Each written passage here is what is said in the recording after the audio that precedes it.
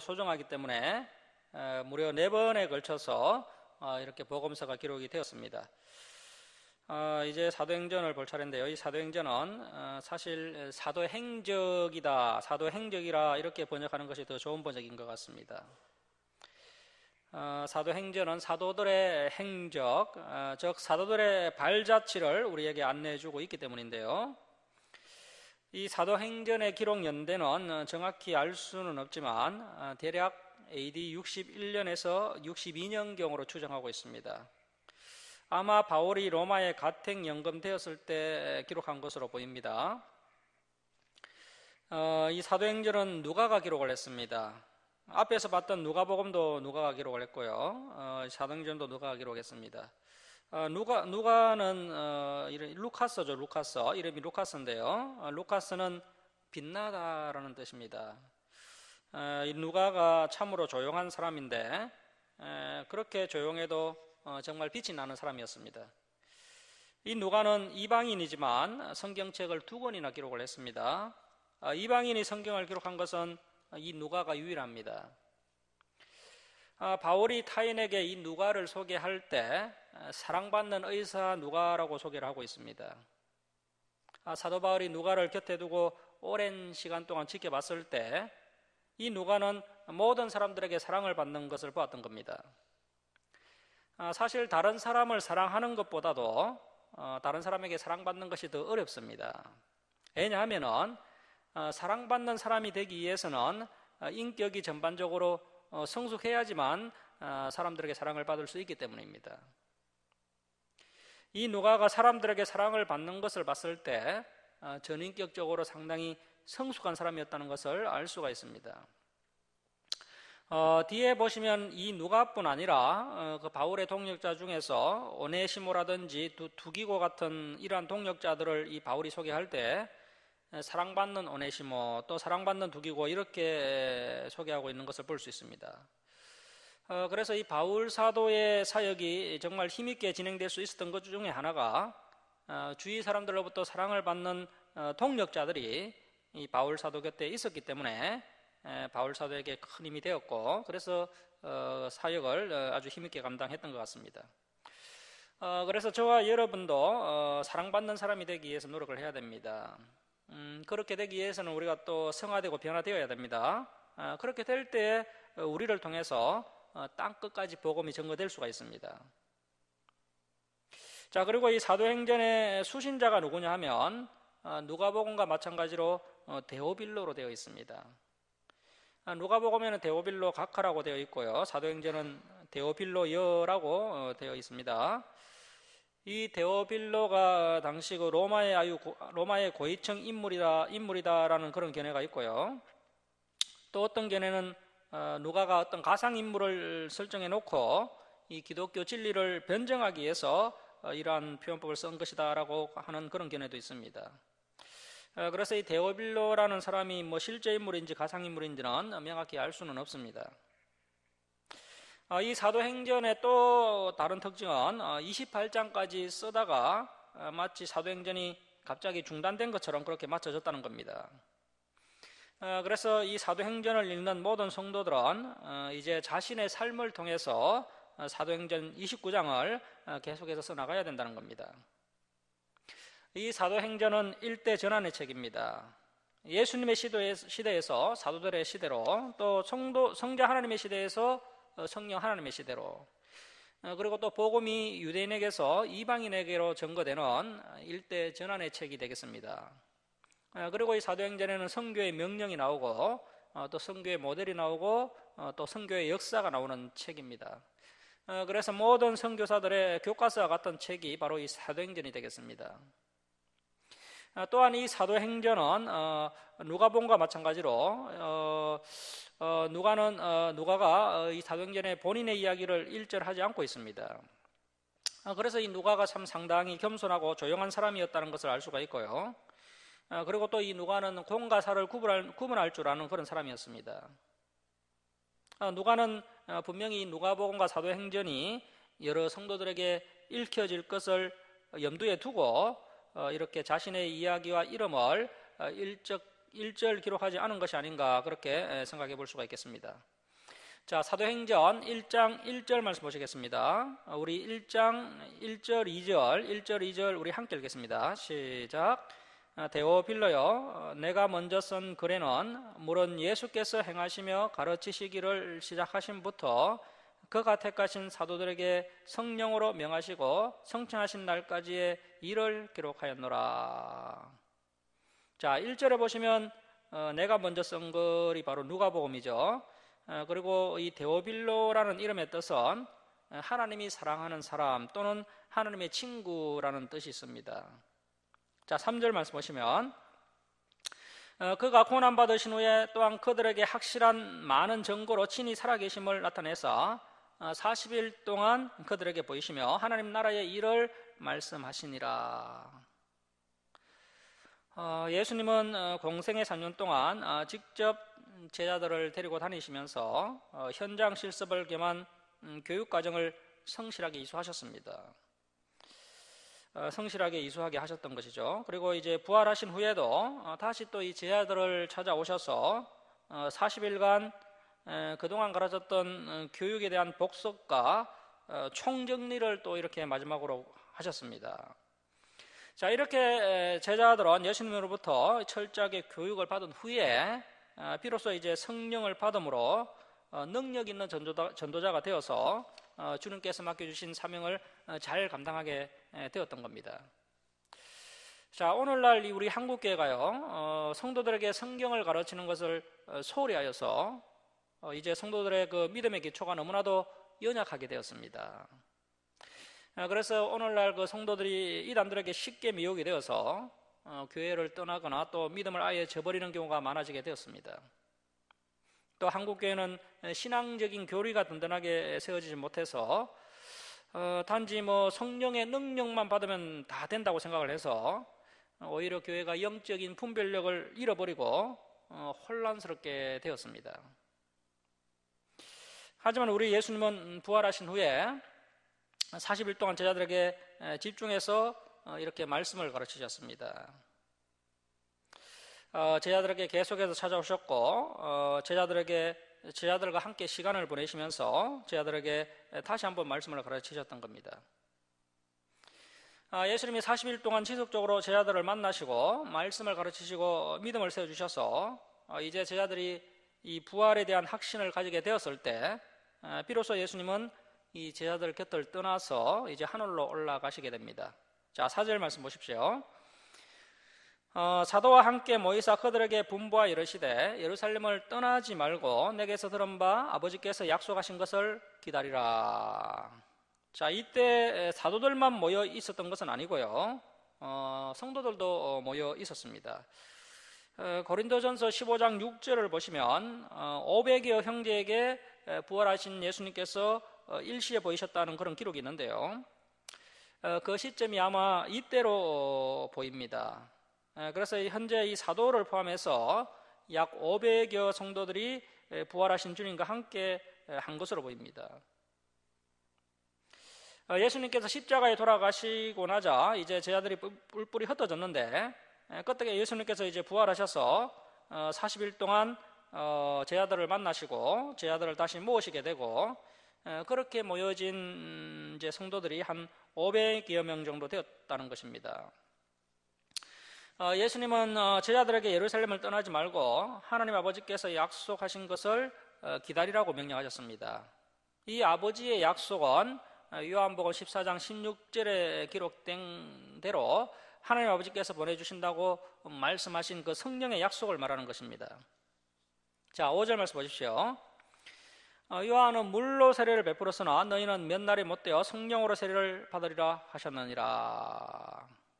자, 그래서 저와 여러분도 반드시 이 교회를 통해서 물 세례를 받아야 되고요, 물 세례뿐 아니라 또 성령 세례를 반드시 받아야 됩니다. 이 성령 세례를 다른 말로 중생의 체험이라고 할 수 있는데요, 이 성령 세례 중생의 체험은 성도들마다 다 다양합니다. 본인이 성령 세례를 받았다는 것을 전혀 느끼지 못하는 경우도 있고요, 또 어떤 경우에는 정말 뜨거운 체험을 하는 그런 성도들도 있습니다. 모태 신앙이거나 어릴 때부터 기독교 신앙을 가진 성도인 경우에는 이 중생의 체험이 그리 크지 않은 것 같습니다. 물론 뭐 다 그렇지는 않지만 대체로 그런 것 같습니다. 하지만 이제 성인이 되어서 뒤늦게 주님을 만난 사람들은 아주 강하게 성령 세례를 경험하는 것을 볼 수가 있습니다. 왜냐하면 또 그렇게 강하게 또 역사하셔야 그 사람이 또 변화될 수 있기 때문인 거죠. 그래서 이제 이 중생의 체험이 없다 할지라도 이 진리의 말씀이 이해가 되고 예수 그리스도가 나의 구주, 나의 하나님이라고 이렇게 고백이 된다면 그 사람은 성령 세례를 받은 것이 분명합니다. 자, 6절 말씀입니다.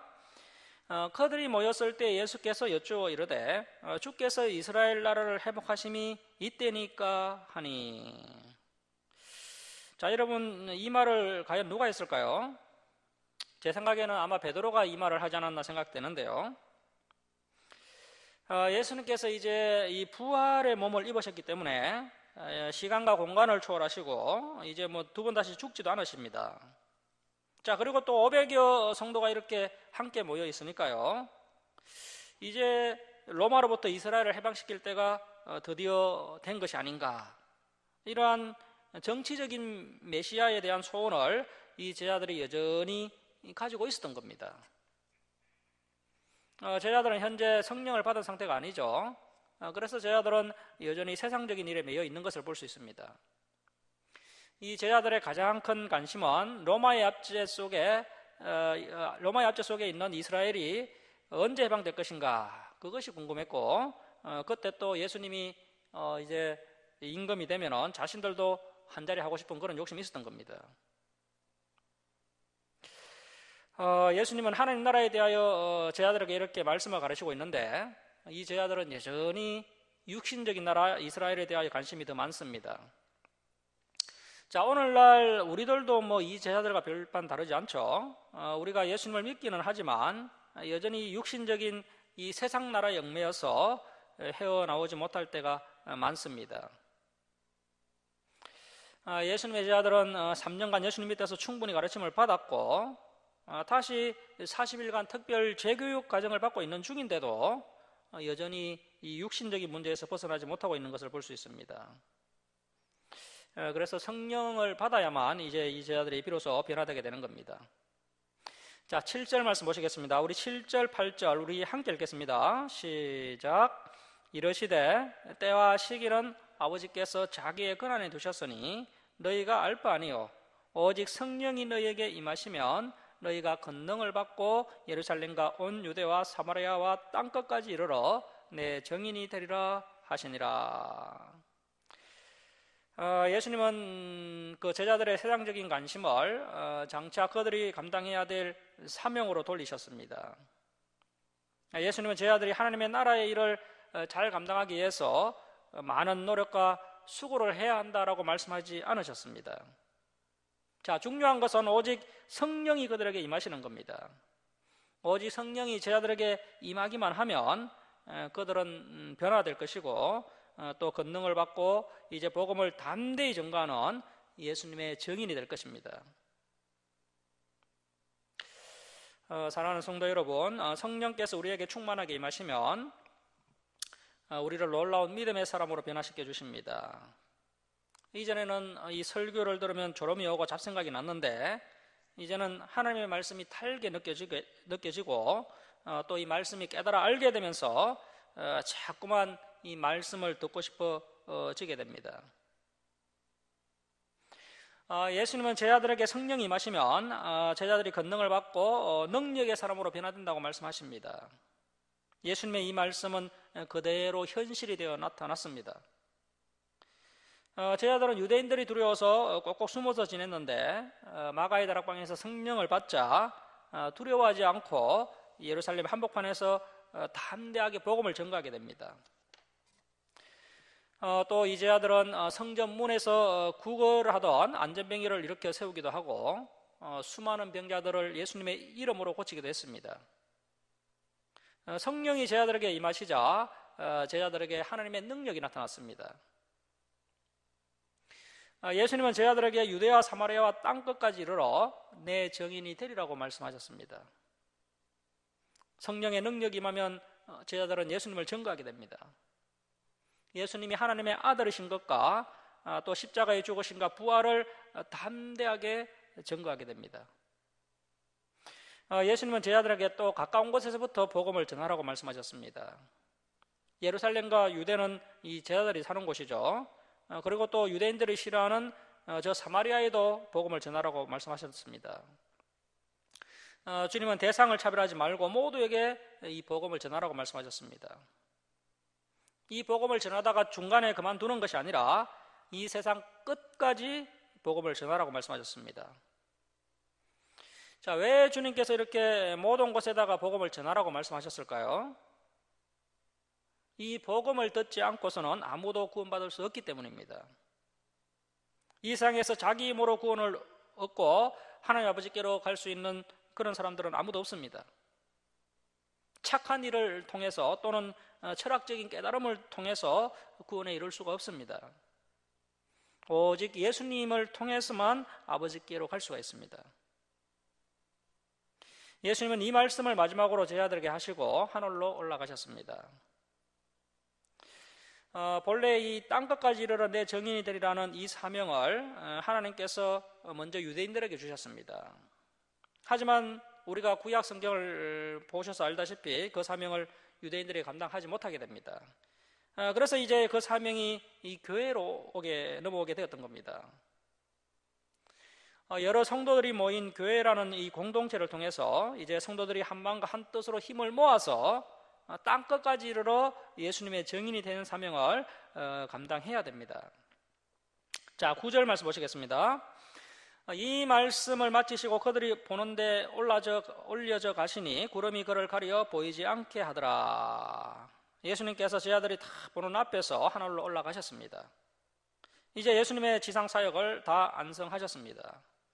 이제 본격적인 보혜사 성령의 시대가 돌아가게 되는데요.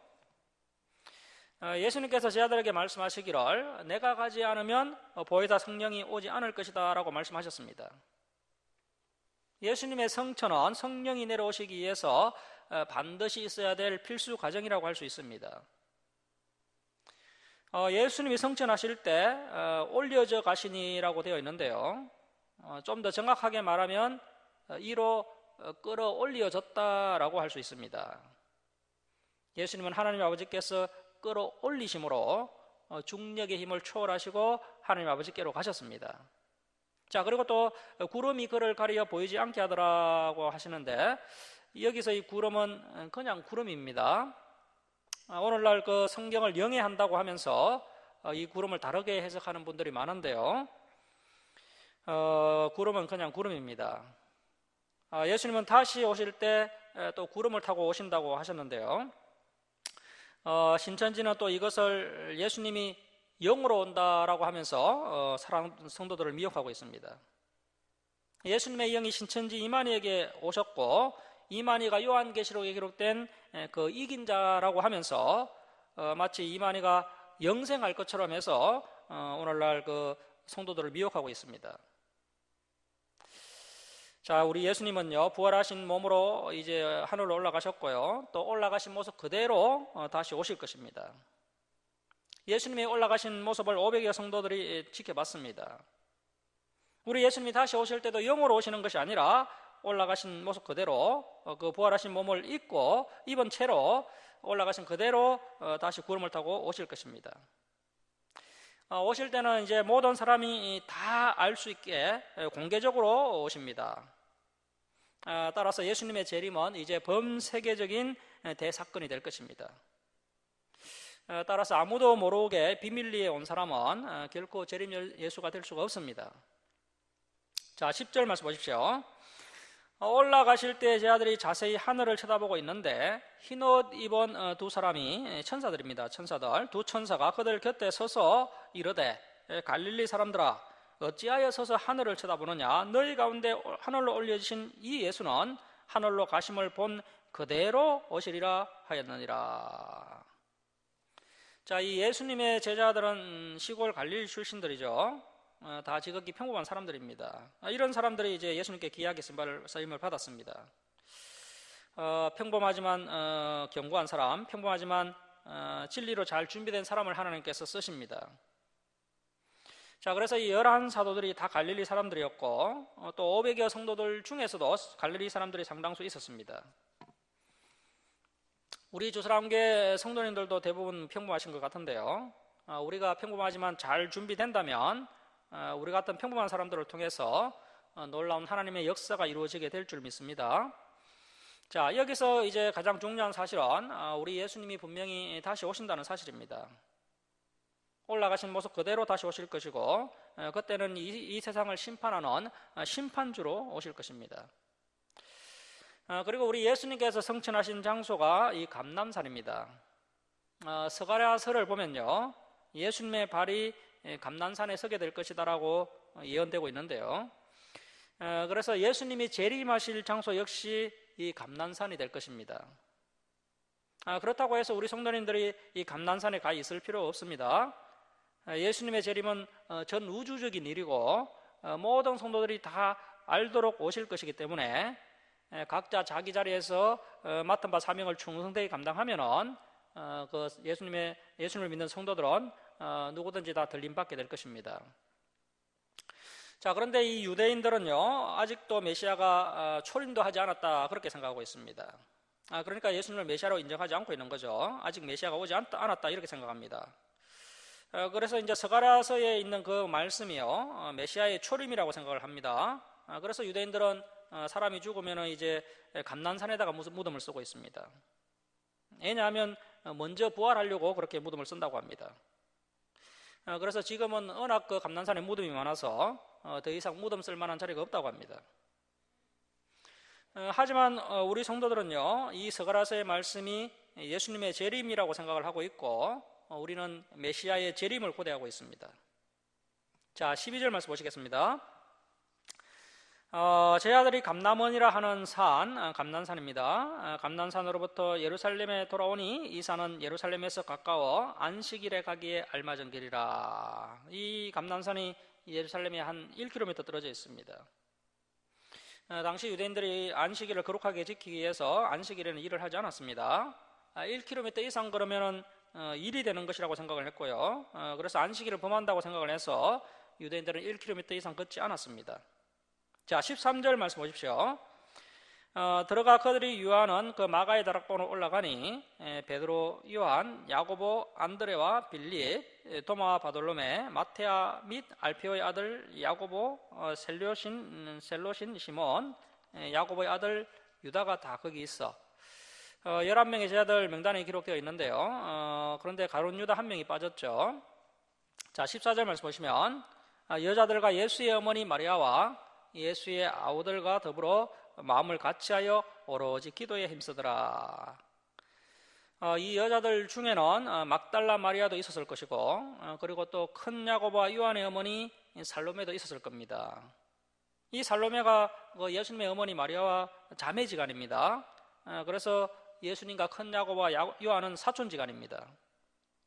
자, 그리고 또 작은 야고보의 어머니 마리아도 있었을 것이고요. 그리고 또 요한나라는 여인도 있었습니다. 자, 이러한 여인들과 또 예수님의 어머니 마리아와 또 예수님의 남동생들도 4명이나 있었는데요. 그 4명의 이름은 야고보, 요셉, 유다, 시몬입니다. 자, 본래 이 예수님의 동생들이 예수님에 대해서 상당히 많은 걱정을 했었죠. 본래 그들은 예수님을 메시아로 믿지 않았습니다. 이 예수님의 동생들 중에 특히 야고보는 아주 빈틈이 없는 사람이었다고 합니다. 바리새인들이 율법을 가지고 야고보를 터집 잡으려고 해도 워낙 철저한 사람이라 터집 잡을 거리가 없었다고 합니다. 이 야고보가 얼마나 참 어렵고 정직하고 경건한 삶을 살았던지 이 예루살렘 교회 성도들 상당수가 이 야고보를 보고 기독교로 개종을 했다고 합니다. 그만큼 이 예수님의 동생 야고보가 아주 어려운 사람이었습니다. 그러한 야고보가 예수님을 봤을 때 예수님의 모습이 상당히 개혁적으로 보였던 겁니다. 그래서 야고보가 이 바리새인들처럼 예수님을 아주 걱정스럽게 봤던 것이죠. 예수님이 살아 생전에는 이 예수님의 남동생들이 예수님을 믿지 않았습니다. 자, 그런데 언제부터 이제 이들이 예수님을 따르기 시작했느냐 하면 예수님이 부활하신 모습을 본 이후부터 따랐습니다. 고린도전서 15장 7절에 보시면 부활하신 주님이 야고보를 만나 주셨다는 내용이 나오는데요. 예수님께서 부활하셔서 동생 야고보를 직접 만나 주심으로 야고보가 예수님을 메시아로 하나님의 아들로 믿게 되고 이제 예수님을 따르게 된 것으로 보입니다. 그래서 마침내 이 예루살렘 교회의 대표 장로가 되는 모습을 우리가 이제 나중에 보게 될 겁니다. 자, 이렇게 해서 여인들과 예수님의 어머니 마리아와 또 예수님의 동생들과 제자들이 마음을 같이 하여서 기도에 힘쓰게 됩니다. 자, 여러분, 우리에게 놀라운 하나님의 역사가 일어나려면요, 우리 역시 마음을 같이 해야 됩니다. 이 사탄이 원하는 것이 뭘까요? 사탄은 분열시키는 일을 합니다. 그래서 교회에 분열되는 모습이 있다면 이 사탄의 역사를 의심해 볼 필요가 있습니다. 하지만 우리 성령님은 하나 되게 하십니다. 그래서 성령께서 함께 하시는 사람들은 하나가 되고 또 그들에게 평화가 임하고 항상 기쁨이 넘치게 됩니다. 그래서 더불어 마음을 같이 하는 것이 중요하고요. 또 반드시 함께 기도에 힘써야 됩니다. 그리고 또 여기에는 없지만 또 함께 찬송도 해야 됩니다. 자, 15절 말씀 보십시오. 모인 무리의 수가 약 120명이나 되더라. 그때 베드로가 그 형제들 가운데 일어서서 이르되. 자, 현재 120명이 마가다락방에 모여 있는데요. 자, 앞에 그 예수님이 성천하신 장소에서는 500여 성도들이 모여 있었는데요. 현재 또 많이 흩어지고 이제 120명 정도가 마가다락방에 모여 있습니다. 그래서 우리가 정말 항상 깨어 있어야 한다는 겁니다. 자, 이때 이제 베드로가 무슨 말을 하느냐 하면요. 자, 16절 말씀 보십시오. 형제들아, 성령이 다윗의 입을 통하여 예수 잡는 자들의 길잡이가 된 그 가룟 유다를 가리켜 미리 말씀하신 성경이 응하였으니 마땅하도다. 이 사람 가룟 유다는 본래 우리 수 가운데 참여하여 이 직무의 한 부분 사도 직분을 맡았던 자라. 이 사람이 불의의 삭소로 은 30으로 밭을 사고 후에 몸이 곤두박질하여 배가 터져 창자가 다 흘러나온지라. 자, 이 내용은 여기만 나오는 특수자료인데요. 그래서 이제 마태복음과 종합해서 보면은 이 가룟 유다가 예수님을 판 자신의 실수에 대한 그 자괴감을 이기지 못하고 결국에는 이 마귀가 또 충동질을 해서 이 유다가 이제 가룟 유다가 나무에 목을 메고 자살을 하게 됩니다. 그때 이제 또 나뭇가지가 부러져서 이제 유다의 몸이 땅에 떨어지면서 배가 터져서 창자가 흘러나왔다는 겁니다. 자, 19절 말씀 보십시오.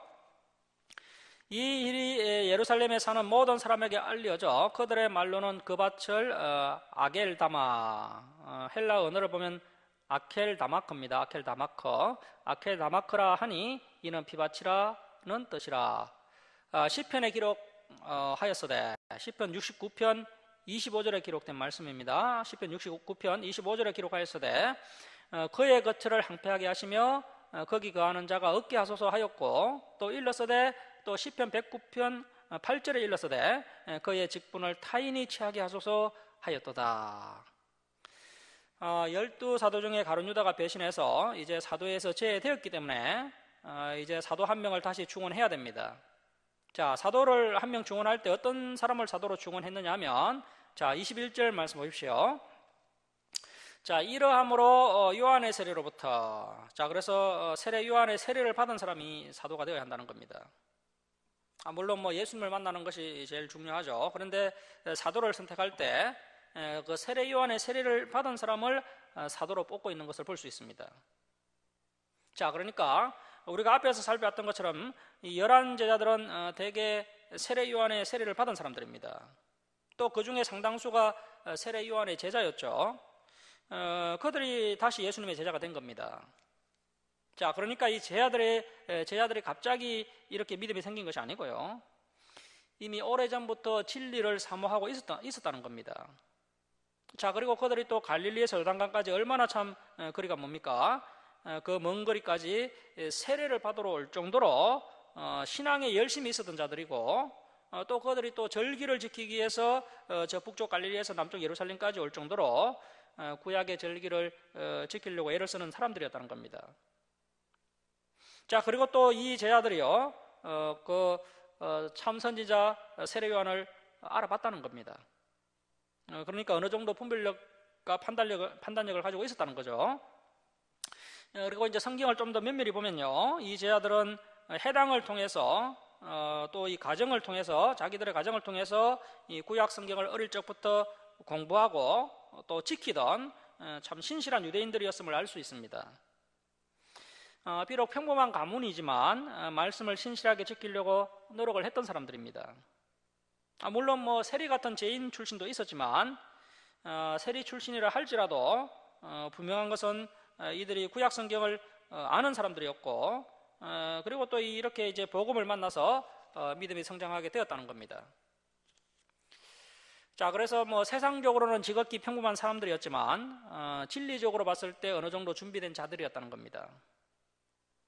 그래서 이들이 예수님을 메시아로 알아보고 제자의 길을 갈 수 있었던 것이지, 어느 날 갑자기 예수님의 제자가 된 것이 아니라는 겁니다. 이 바울 사도 역시도 위대한 사도가 될 수 있었던 것은 구약 성경을 열심히 공부해서 잘 준비된 사람이었기 때문에 기약에 쓰임받게 되었다는 것을 알 수 있습니다.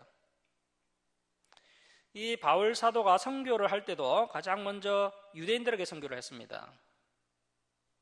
해당에 출입하는 유대인들을 대상으로 먼저 선교를 했습니다. 이 해당에 출입하는 유대인들은 뭐 대부분 경건한 사람들입니다. 그러한 경건한 유대인들에게 전도하면요, 또 전도하는 것이 아주 간단합니다. 이들은 이미 구약 성경을 알고 있었기 때문에 다른 이야기를 할 필요가 없습니다. 너희가 구약 성경에서 배웠고 지금 고대하고 있는 메시아가 바로 이 예수다, 이렇게 간단하게 복음을 전하면 되는 겁니다. 그러면 그것을 또 받아들이고 바로 그리스도인들이 될 수가 있습니다. 그렇게 그리스도인이 된 대표적인 사람이 예수님의 친동생 야고보 장로님이라고 할 수 있습니다. 자, 하지만 이 바울이 이제 이방인을 대상으로 선교할 때는 이제 상황이 달라지게 됩니다. 이방인을 대상으로 선교를 할 때는요, 이제 선교하는 시간이 상당히 길어지게 됩니다. 왜냐하면 구약 성경에서부터 예수 그리스도에 관한 복음까지 다 가르쳐야 되고, 또 이방인들은 유대인들에 비해서 그들의 삶이 거룩하지 못했기 때문에 그들이 완전히 변화되려면 상당한 기간이 소요되었습니다.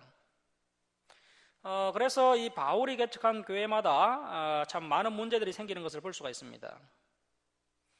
그래서 한 가지 분명한 것은요, 가거가 바르면 성화의 시간이 짧은 것을 볼 수가 있고요, 가거가 바르지 못했다면 성화의 시간이 상당히 긴 것을 볼 수 있습니다.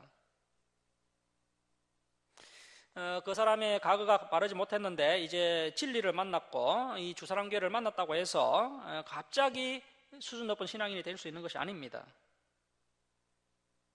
자, 여러분, 우리가 뭐 가장 기초적인 예배 생활 또 헌금 생활도 과거에 안 하던 사람이 신앙생활을 처음 시작하면요, 참 쉽지가 않습니다. 조금만 문제가 있어도 예배를 빠지게 되는 거죠. 하지만 이제 오랜 시간 신앙생활을 하신 분들은 자연스럽게 이러한 것들이 이제 가능하게 됩니다. 그래서 또 이제 우리가 또 한편으로 생각하면요, 우리가 과거가 비록 바르지 못했다 할지라도요, 우리가 이제 그 과거에 대해서 겸손하게 해결을 하고 이제 성장하려고 힘써 노력을 한다면 우리에게 더 큰 하나님의 은혜와 사랑이 있게 될 겁니다. 이렇게 노력한다면 또 예수님께서 예수님께서 분명히 말씀하셨지 않습니까? 뭐라고 하셨습니까? 나중된 자가 먼저 될 자가 많다라고 말씀하셨습니다.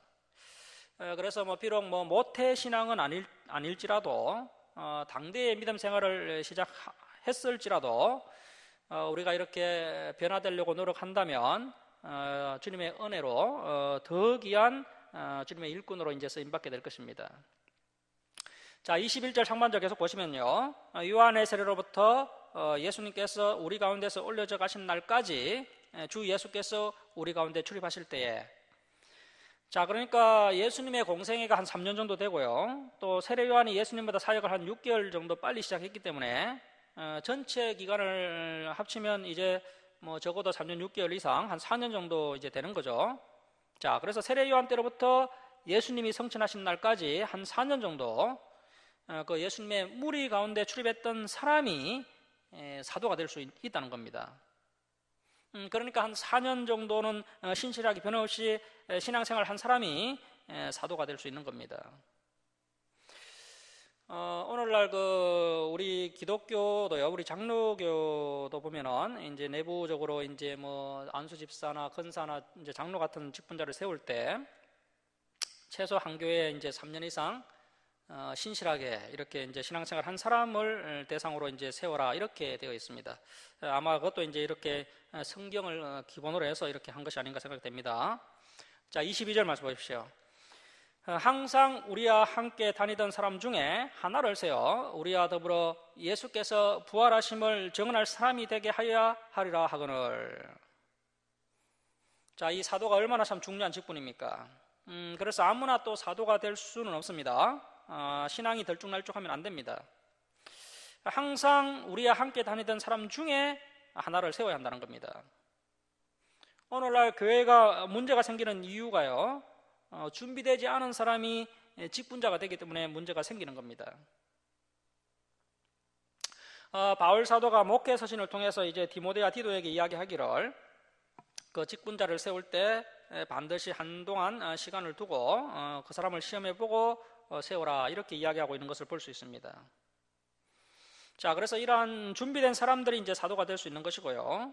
그래서 이제 자신의 모든 것을 포기하고 주님을 4년 이상 온전히 따랐던 사람 중에서 이제 사도 한 명을 세우게 됩니다.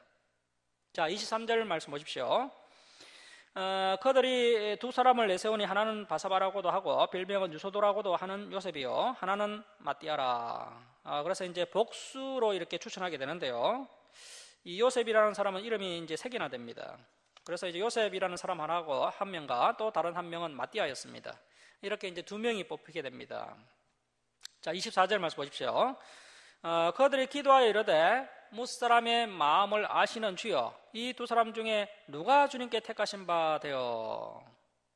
자, 여러분, 우리가 교회에서 일꾼을 세울 때요, 반드시 기도해야 됩니다. 앞에서 예수님께서 12제자를 세우실 때 밤새도록 기도하셨죠. 예수님은 하나님이십니다. 다 알고 계신데도 불구하고 밤새도록 기도하셨습니다. 예수님은 제자를 세우는 문제를 두고 밤새도록 기도하셨습니다. 그래서 이제 우리가 앞으로 이 교회 직분자를 세울 때도 반드시 이렇게 함께 기도해야 됩니다. 자, 25절 말씀 보십시오. 봉사, 이 봉사가 헬라어로 디아코니아스인데요. 이 봉사, 디아코니아스가 뭐 봉사라는 뜻도 있고요, 또 섬기는 자 이런 뜻이 있는데요. 그런데 단순히 섬기는 자가 아니고 자신이 비참해질 정도로 정말 자신이 낮아져서 이렇게 정말 시중될 정도로 섬겨한다는 겁니다. 자, 오늘날 우리 성도님들도 뭐 열심히 봉사하고 있지 않습니까? 싱사봉사도 열심히 하시는데요, 정말 시중될 정도로 이렇게 섬기시는 것을 볼 수가 있습니다. 아주 참 고마운 모습이죠. 그런데 이렇게 성경에서 이렇게 섬기라고 말씀하고 있다는 겁니다. 자, 봉사와 및 사도의 직무, 이 사도의 직무는 아포스톨레인데요. 아포스톨레는 권위를 지닌 선포자 이런 뜻입니다. 권위를 지닌 선포자. 자, 그러니까 또 이렇게 섬기되 또 선포자로서의 권위도 있어야 한다는 겁니다. 이렇게 선포자로서의 권위도 있어야 되고 또 섬기는 자로서 또 철저한 낮아짐도 있어야 한다는 겁니다. 이 두 가지가 균형이 맞추어질 때 성경적인 지도자라는 겁니다. 그래서 이제 특히 목회자들은 철저하게 잘 섬겨야 됩니다. 자, 사도의 직무를 대신할 자인지를 보이시옵소서. 가룟 유다는 이 직무를 버리고 제곳으로 갔나이다 하고, 이 제곳이 이제 신학자들이 이야기하기를 뭐 과거에 행하던 길이다 혹은 지옥이다라고 이야기하는데요, 다 연관성이 있습니다. 그래서 우리가 과거에 행하던 길로 다시 돌아가면 안 된다는 겁니다. 진리의 길이 어렵고 힘이 든다고 과거에 행하던 길로 다시 돌아가면 망하게 됩니다. 자, 26절 말씀 우리 함께 읽겠습니다. 자, 시작.